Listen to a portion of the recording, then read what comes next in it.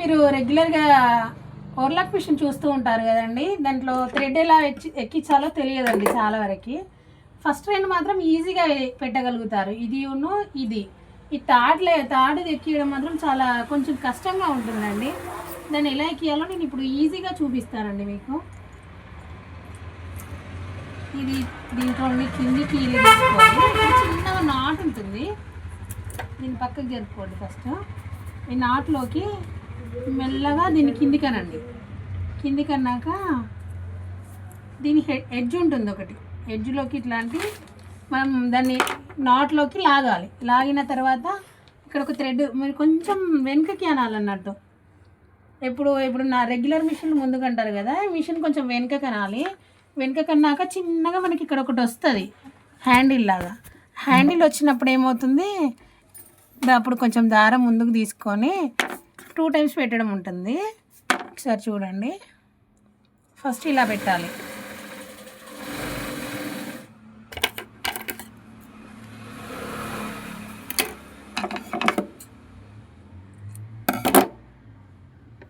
First కింది నుండి ఇలా పెట్టాలి. పెట్టినాక ఇక్కడ పైనుంచి మనం తీసుకోవాలి.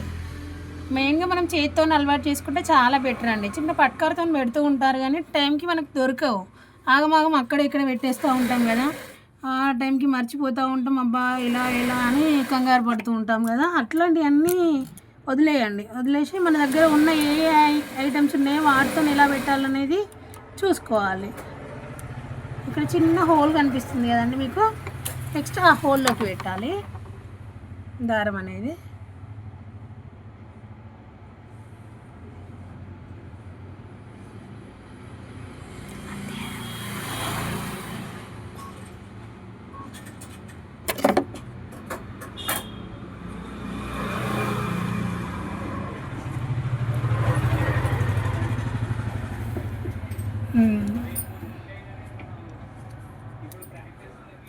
పెట్టేశానండి, అయిపోయింది. యాక్చువల్గా మా దగ్గర కూడా పట్కార్ మిస్ అయిందండి, అందుకే మా దగ్గర ఉన్న ఐటమ్స్తోనే మేము పెడుతున్నాము.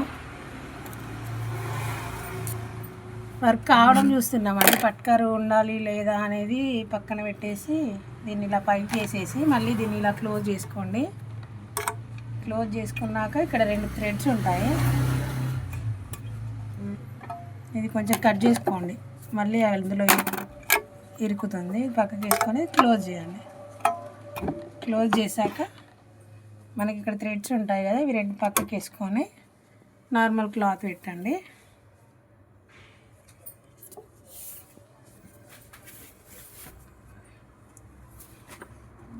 మళ్ళీ దీన్ని కిందికి వేసేసి